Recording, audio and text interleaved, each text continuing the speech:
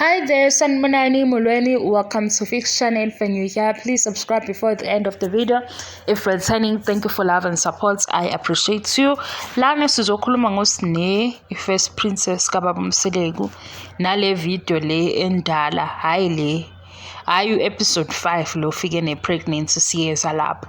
Ngiyakule video endala because kunodaba nami engifuna ukuthi ngikuxoxe ukuze abantu abanye bezo-understand ukuthi izinto nje ezinye asizikhulumi nje nasi sike sadlula kwizimo ezinzima. La ngizokhuluma ngosine okokuqala, okwesibili ngizokhuluma ngeyami experience, unumber 3 ngizokhuluma ngale video engayibona ku-Ayanda Burotho lo enimazi kusibaya njengoMadlamini ukuthi angisakhumbuli ukuthi imaphi amanye ama-TV shows awenzile.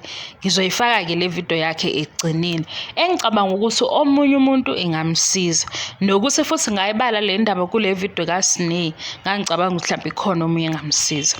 So uSine uvelile noBaba Mseleku la bebekhuluma khona indaba ye-learner's license bekukuhle badlula kwindaba ye-learner's license uBaba Mseleku wamtshela ukuthi Sine ukhohle ibirthday yingane. So mayikhuluma naye uthi uSine ukhona uManto. So ngiyayizwa indaba yokuthi angambiza umamkhulu ngegama ngoba esemjwayele kakhulu, akusiyo-ke inkinga leyo, ngiyakuzwa futhi lokho.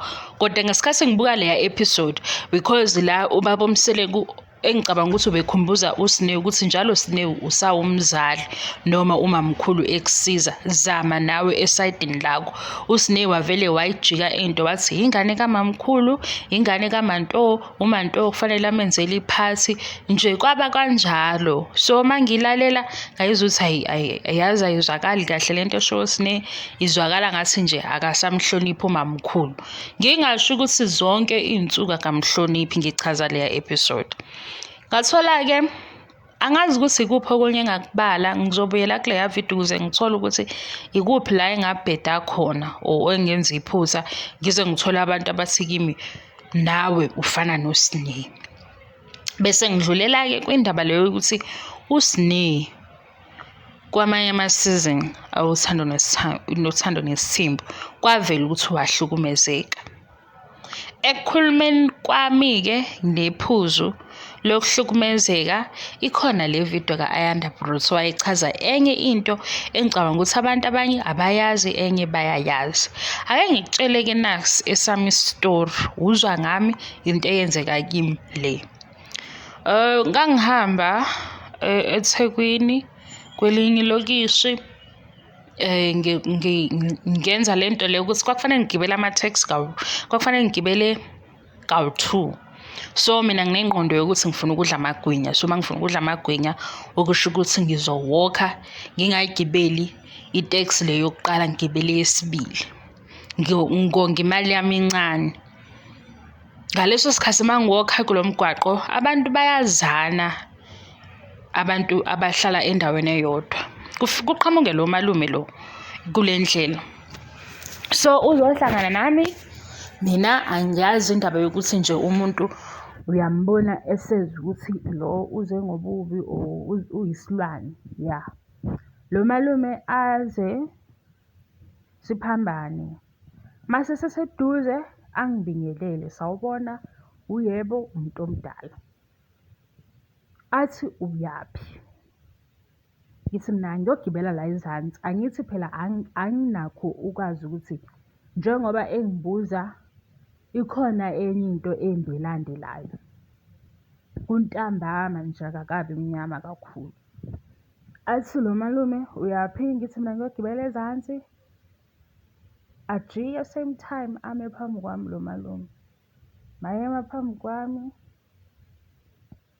athi ngiyahamba nawe. Hawu, angazi ukuthi uNkulunkulu uyafika ngesikhathi.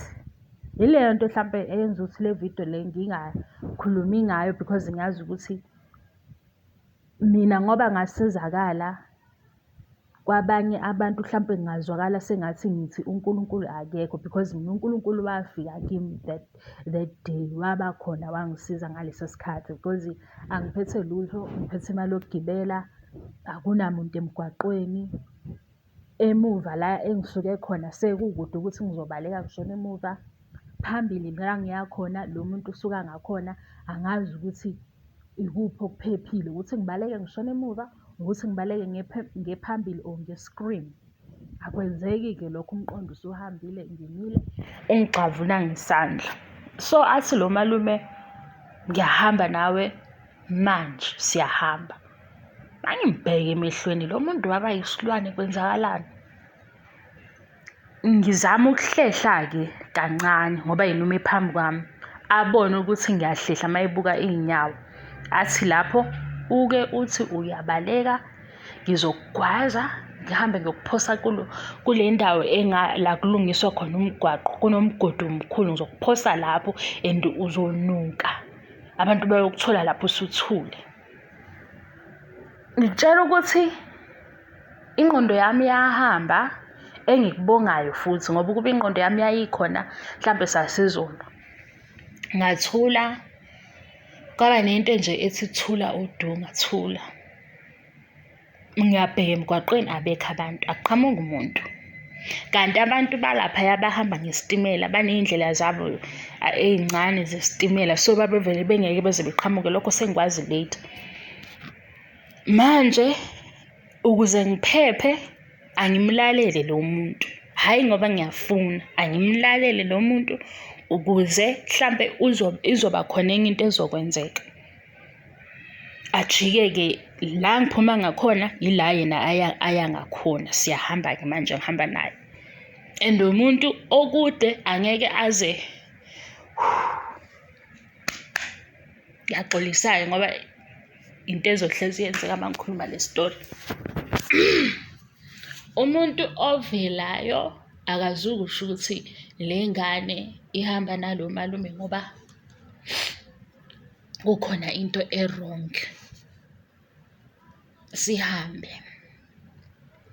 Siyahamba afike-ke kubo lo malume. Ngesikhathi kade ngizama ukuhlehla, ukhiphe umese wawubeka la entanyeni, wathi nje uke wenza, uzama ukwenzani, ngizokugwaza ngihambe ngiyokuphosa le. And ngaleso sikhathi engibuza ukuthi ngiyaphi, mina ngiyitshela ukuthi uzothi nje umuntu omdala ozothi hhayi akuhanjwa ngapha because lo mgwaqo uyalungiswa. Ngaleso sikhathi bekunalezi zinto ukuthi imigwaqo ivalwe ulungiswe. Sihambe-ke siyafika-ke, uhlala elokishini kunalento abathi imjondolo, lezi ndlela lezo zokuthi mhlawumbe umalume noma ubhuti wala ekhaya omdala yena akahlala endlini enkulu, uhlala endaweni enjalo. Nhlahla yokuthi lo muzi useduze nomgwaqo. Masifika-ke ikhiyiwe indlu yakhe le eseduze nomgwaqo. Nkulunkulu mkhulu. Athi yima la, ngiyahamba, ngizobuya manje, ungenzi lutho ngoba uma uthi uyazama ukubaleka mina ngizokubulala. Yaba khona into ethi kimi vele lo muntu uzongibulala, so asikho isidingo sokuthi akaze ayenze lento afuna ukuyenza. Angigijime ngiyoyiphosa emotweni because uma ngiyiphosa emotweni or ngiphoseke emgwaqweni ngizoquleka noma ngilimale, imoto iyongibeka esibhedlela or ngiphuthanyiswe eklinikhi, noma-ke yini eyokwenzeka kodwa ngizotholakala because magcina yena uzoyenza noma yini afuna ukuyenza, ajike angibulale. Athi yima la, ngesikhathi ngiyima phandle ahambe yena ayolanda isikhiye sakhe, shuthi endlini enkulu le yakubo. Ngakhipha iy'cathulo, ngabaleka ngiyoyiphosa emgwaqweni manje. Lo mgwaqo lona ile mgwaqo ewuthi kunamateksi aphuma phezulu lawa aye edrobheni, kube amateksi la ahamba la elokishini. Mangithi naye iteksi phezulu, ngigijime ngikhrose umgwaqo. Mangikhrose umgwaqo, imoto ziyaphithizela, abanye bayashaya amahodi, bayamemeza, shuthi nje babona ukuthi hayibo nayi ingane esangweni, ngishaya iteksi le ebekufanele ngabe vele ngigibelile kube bengingazami ukonga imali ngoba ngifuna ukuthenga amagwinya. Mangiyishaya le teksi driver bayivule. Ifoni mangihambele ekushini ngihleze ngifake ku-bra. Ngenzela ukuthi nje vele ngihambe ngingabonakali ukuthi ngiphethe ifoni in case kuba khona isigebengu. Mangishaya iteksi bavula abantu etekisini bathi kwenzakalani? Angakakhulumi-ke njalo ngihlala phansi. Mangihlala phansi nje singakawuvali umnyango, nangu lo malume usegijime wangilandela. NgoNkulunkulu angimuzwa mina izigi zakho ukuthi hayibo lo muntu uyangilandela ngigijima nje ngibheke phambili ukuthi angifike ngiphose emgwaqweni. Mangiphose emgwaqweni noma ngabe kukhona imoto yangishayisa imoto kodwa ngiye esibhedlela, okusalayo kuyobe kungekho ukuthi ungithintile. Ngingena etekisini nangu usekhona naye ukuthi akayivulanga indlu yakhe, uvele nje wabona ukuthi hey isibalekile le ngane wagijima. Mangingena etekisini ngihlala phansi nangu umuntu ifona ngithi ngesikhathi ngigijima iyaphuma ku-bra yawa phansi. Ayicoshe-ke yena ngoba phela ngithi usemva kwami. Mayacosha le foni athi ku-driver lesi uyangishontshela ubaleka nemali yami. Same time ngivele ngikhiphe yonke imali engiyiphethe beyibone la etekisini ukuze bezobona ukuthi ayikho imali engiyintshontshile. Ngisho futhi etekisini ngimemeza ngithi angimazi lo muntu.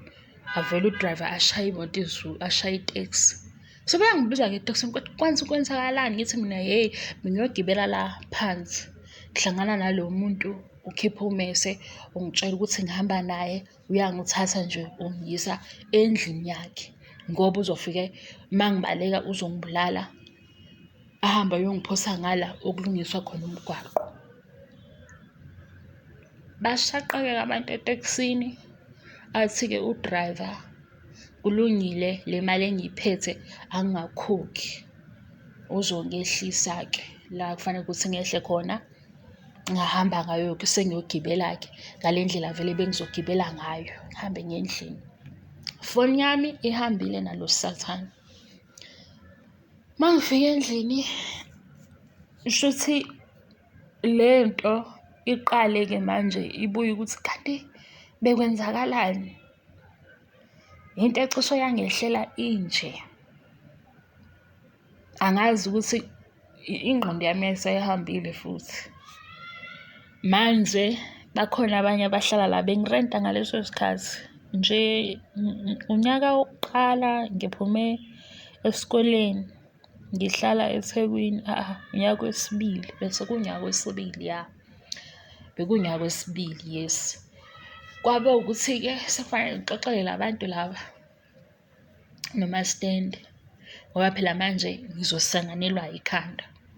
Kumele ngihambe ngiye esikoleni ngiyofunda, kumele ngihambe phakathi kwabantu. Sengiyabasaba-ke manje abantu besilisa, ngisaba nje ngisho intanga yami, ngiyayisaba nje into ethi mfana manje. Hhayi ngikhuluma ukuthi kwenzeka ukuthi nefoni angisenayo. Ekhaya angikwazi ukuthi ngizobaxoxela le nto le nje over the phone because iyangithusa. Manje isayintsha angakazi ukuthi ingilimaze kangakanani, ingi-affect-e kangakanani.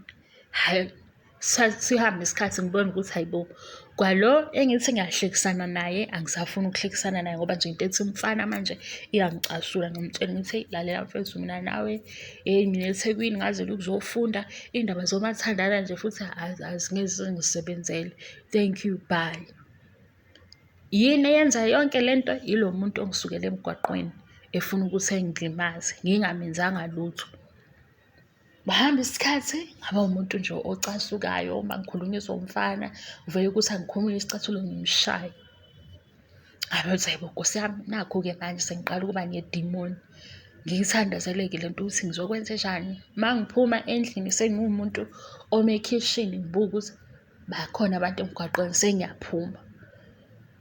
Sengiqala manje enye impilo engasayazi ngenxa yalesi simo. Ngibona ukuthi hey angizukuba right, ngizohluleka ukubhala i-exam kahle. Phela manje ngiyabona ukuthi impilo yami nje isishintshile, ayisekho into engijabulisayo. Mina bengizithanda ukuhamba ngiyobuka ama-movie, kwakhona sengiyasaba nje nokuthi ngihambe ngiyobuka ama-movie. Sengisaba nje kwaphuma endlini manje. ngayithanda lizela-ke lento because akekho umuntu bengikwazi ukuthi ngizomtshela ukuthi kwenzakalani. Ngathatha i-journal, ngaba ne-journal engibhalayo kuyona. Ngibhala ukuthi-ke ngizizwa kanjani, ngibhala ukuthi uNkulunkulu ngisize. Yonke lento ngiyikhohlwe nje, ngingayikhumbuli ukuthi ngake ngaba kwakwenzeka into cishe ifane nale. Ngacishwa nje ngayiphosa ey'motweni ngoba ngibalekela lo muntu ofuna ukungidlwengula. So, ukuhamba kwesikhathi ngafunda-ke ukuthi-ke umuntu uma kade edlule kulesi simo u-react-a kanjani, usizo ulutholaphi, nani nani nani nani nani. Kuze kufike-ke kule ndaba ngithi uS'ne udinga usizo because ikhona lento kimi ethi ngiyazi ukuthi isimo esiba sibi siyakushintsha umuntu. Ngiyakudinga ukuthi uthole i-support, uthole abantu ozokwazi ukuthi ukhulume nabo bekuzwe, uthole futhi abantu professional help abaziyo ukuthi njengoba bekhuluma nawe ukanje uzosizwa yini ukuze ukwazi ukuqala i-page elisha. Leya Ayanda Brotho nevidiyo yakhe yena wayesechaza ngesintu ukuthi uyaye uthole ukuthi wehlelwa isimo esinje siphinde sikuphinde, kanti sekunomoya omnyama ofakwe yilo muntu obeganga. So ukwenza i-cleansing ukugeza lento lesimo esibi ukuthi singakulandeli bayakwenza abanye ngesintu. Hhayi ukuthi sengichaza mina ngoba nakho nginolwazi olukhulu. Emva kwale experience yila ngiqale khona nami ukufunda ukuthi hayibo kwenzeka izinto ezinje kanti abanye osisi bethu badlule la. So umuntu okungenzeka ukuthi ngihlangane naye enalesi simo ngiyomsiza ngani? Akwenza kuba khona umuntu ovulelekayo nje kimi, noma ngabe emsebenzini noma ngabe e-university, ngoba phela manje sesiqala abantu abasha mase singena ema-university, mase siqala imisebenzi emisha, uthole nabangani. Kanti umngani ngelinye ilanga kuyofika ethi hey mngani, ngake ngadlula ebunzimeni. Ngaleso sikhathi ngoba sewunalo ulwazi ukuthi umngani mayeza nodaba olunje wena uthini, wenza kanjani ukumsupport-a. Ngaqala lapho ukulandela zonke lezo zinto ngifunda, ngizibona nakwamanye ama-TV shows nama-talk show bekhuluma ngayo nabanye odokotela. So kule ye-professional help engaziyo ukuthi kuyakhulunywa ngayo ukuthi okay nazi ney'namba ey'fonelwayo nani nani nani. Ngase ngiveza nale eya-Ayanda ukuthi u-Ayanda lo owayewumadlamini kuSibaya waveza ukuthi kuyafanela nokuthi ugeze ngoba lo muntu ushiya umoya omubi kuwena mayekade kunukubezile.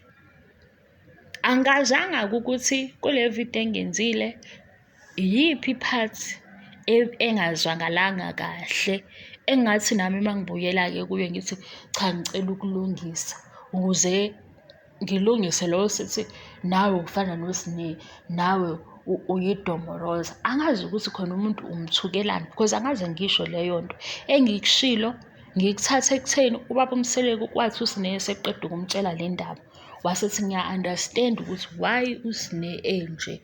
It's because ingoba khona umuntu omphazamisile, ngoba ukuhlukumezeka nokunukubezeka lo muntu uyayishintsha impilo yomunye. Omunye isilonda esingapheli kodwa uyakwazi ukuthi aqhubeke nempilo.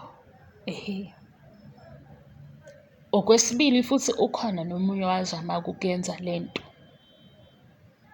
naye futhi akaphumelelanga.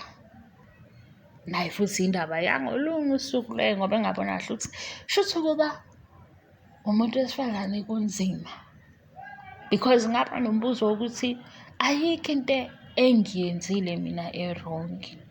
Yini umuntu afune ukungihlukumeza, afune ukungibulala ngingamenzanga lutho? Ngoba nalo wesibili owazama ukuthi-ke naye afune ukuthi anginukubeze, ayikho into engangiyenzile e-wrong. Lowo-ke kwakuwumasitende wami. Naye futhi ngingamhluphe ngalutho, ngiwumuntu orenta i-room, ngiyayihambela mina ngiya emsebenzini. Uma ngibuya emsebenzini ngiyaqhubeka nokufunda ngoba bengisebenza ngokufunda ngalesa sikhathi. Kodwa ngoba sengibona ukuthi nangu umuntu esezama ukuthi engenze amanyala, kwafanele ukuthi ngiyishiye i-room engiyikhokhele ngiyolala phandle ukuze ngiphephe. Lapho angimenzanga lutho. Sengiyabuya-ke kuye lo baba lo uMaStendo, ngiyamtshela ngithi, hey, into enjena le angiyazi futhi angazi ukuthi ubuzama ukwenzani. Wathi kimi, ngicela ukuthi ungamtsheli unkosikazi wami. Ngase ngibona kusho ukuthi lo baba lo ayikho into yokuthi ubedakiwe, ayikho into yokuthi mhlawumbe ngizothi ubengazazi ukuthi wenzani. Uyazi kahle lento abefuna ukuyenza. Nakhu ethi yena uvalo analo ukuthi ngizotshela unkosikazi wakhe or ngingamtsheli unkosikazi wakhe. Ngikutshela iqiniso, ayikho into engathi ngazi, angazi ngimlise, ngavele ngaqoqa iy'mpahla zami ngabona ukuthi kufanele ngihambe ngiyofuna indawo entsha yokuhlala and ngalitshela ukuthi noma nginga-afford ngizothola indawo okuzoba eyami ukuze ngingabhekani nalesi simo. So wena oze ngomqondo wokuthi mhlambe uzwa sengathi ngi-undermine uS'ne, akekho umuntu wesifazane engizomu-undermine nengimu-undermine-nayo. Okungakhathaleli ukuthi mhlawumbe ngizwa ngikhuluma kanjani mase ngikhuluma ngale nto yokuhleba, mhlawumbe ngithi siyahleba kancane mase udidwa yileyo nto. Ngiyohlezi ngimi esayidini lo muntu wesifazane. Futhi kuze lezi ndaba ngoba zibucayi, yikho ngibuye ngathanda ukukhuluma ngazo. Nale yami eyenza ukuthi ngingakhulumi ngayo, ngoba ngihleze ngithi mina uNkulunkulu wafika ngalesa sikhathi. Kodwa uma ngithi uNkulunkulu wafika kulo ongakwazanga ukuthi abaleke njengami, kuba sengathi ngithi kuye uNkulunkulu akekho. Yileyo nto leyo ingiphazamisa ukuthi mina ngasizwa uNkulunkulu. Pho kulaba abanye abangena kulesi simo esimnyama bazothini? Yileyo nto leyo. Namanje futhi-ke engazi ukuthi ngi-correct-a kanjani ukuze umuntu ayizwe ukuthi ngempela angazi ukuthi yini le yathi angithule ngingakhali, yini le yathi anginga-scream, yini le yathi ukuze ngizokwazi ukubaleka kufanele lo muntu ebone sengathi ngiyayizwa le nto ayishoyo futhi angimlwisi ndawo ukuze naye engagcine sengigwazile. Angiyivale-ke le video. Ngicabanga ukuthi mhlampe uma uzofunda, uma uzoya kule yaS'ne before masuza kule uzo-understand ukuthi why bengithi uS'ne udinga usizo. Mhlampe-ke uma ukuthi umbono wakho bowuthi akusiyo indawo yami, bengisho ukuthi ngoba kwavela kuyisho ukuthi kwaba nesimo esinje. Ngase ngithi-ke istebhu esilandelayo ngoba abazali bakhe sebeyazi ukuthi bemfunela usizo. Leyo kuhlekisa-ke hhayi, ngicela ungangifaki lapho.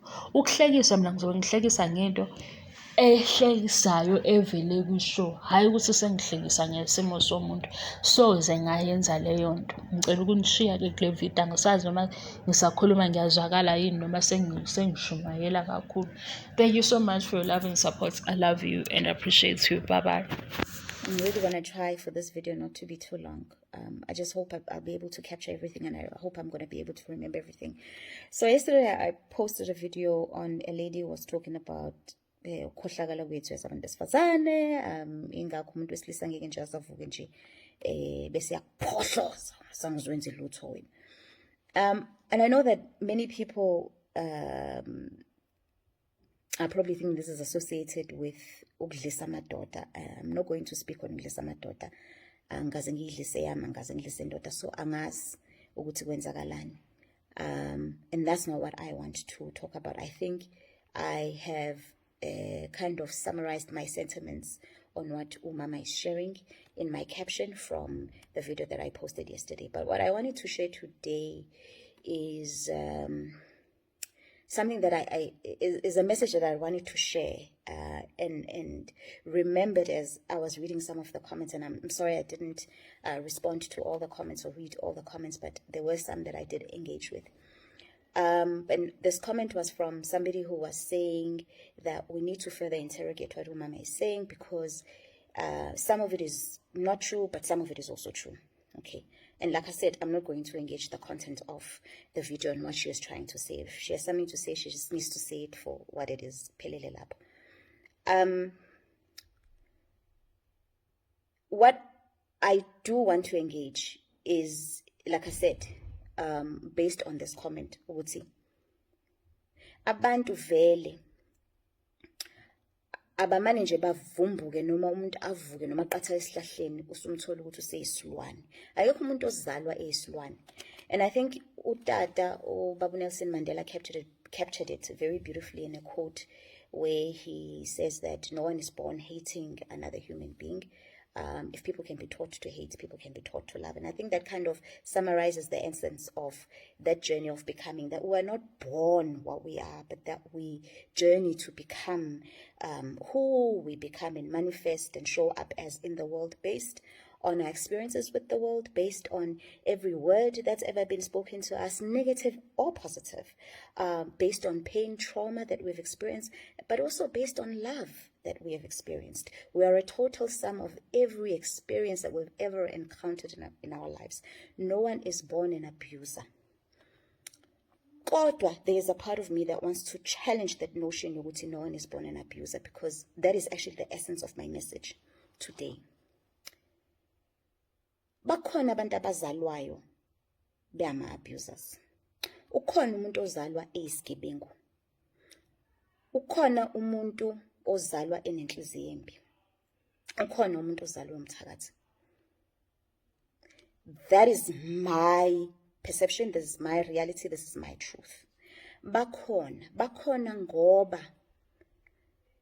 even if kuthiwa bayingcosana akuvamisile, a large majority of us are a product of the experiences of our lives. But there's certainly people who are born with certain characteristics that they are clothed with by way of DNA, spiritual lineage.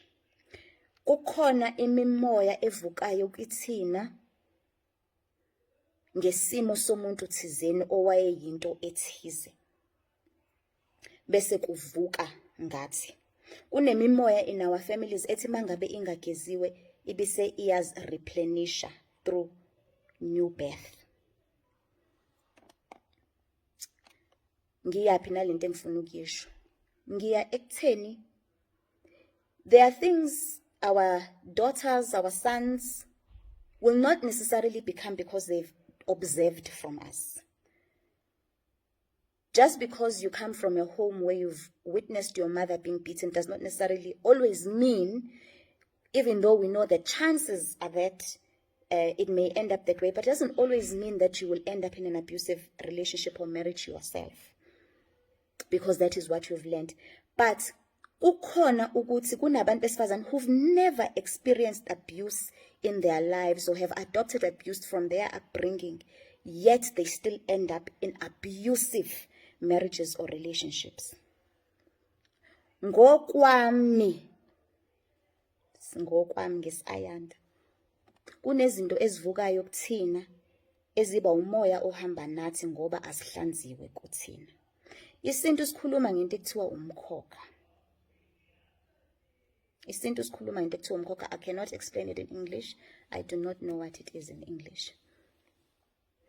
Ingakho ke kuthiwa umuntu mayebuya ejele uyagezwa. There is some kind of spiritual cleansing that they must undergo ukuthi basuse ifu elimnyama kade behlangabezene nalo, because being in prison is being in darkness, being engulfed by a dark cloud. It's the same, I can draw the same parallel. Makhulunywa ngokuhlanzwa mangabe kade kunesifo ekhaya. Into emnyama ecindezelayo iwukufa komphefumulo, okuchaza ukuthi fanele ihlanzwe ukususwa ukuze kuvaleke umkhokha. Imessage yami namhlanje ithi kumuntu wesifazane noma umuntu wesilisa, it doesn't matter. If you've ever experienced rape in your life, If you've ever been in an abusive relationship or marriage in your life, cleanse yourself spiritually. Cleanse yourself spiritually. That is why you'll find abanye abantu besifazane bekutshela ukuthi sebereshwe kayi-4 kayi-5 unga-understand ukuthi kwenzeke kanjani, because kunemimoya that attach themselves to us bese kuba yinto esiyidonsayo ngoba sihamba nayo, ngoba yasingena yase yaphila kuthina. If you are umuntu wesifazane who's ever been raped, cleanse yourself. If unengane that's ever been molested, cleanse the child, uvale lowo mkhokha, ngoba kunemikhokha eminingi eyavuleka emndenini yethu in generations before engazange izivalwe. Iyas-affecta namhlanje, sisithole sisezimeni singazi-understand, kodwa kunemkhokha esihamba nayo ngoba azange size sihlanzwe. Vala lowo mkhokha ukuze nawe okwenzeke kuwena kungavuki isizukulwane esilandelayo. History, painful history, trauma must not repeat itself in the generations to come because you have not cleansed yourself of the energy that attached itself to you. Makuvuleka lowo mkhokha noma makungavalwa lo mkhokha oqhamuka emuva kini. That is my message today. Ukuthi asifunde ukuzigeza spiritually. Angazi ukuthi niyigeza kanjani.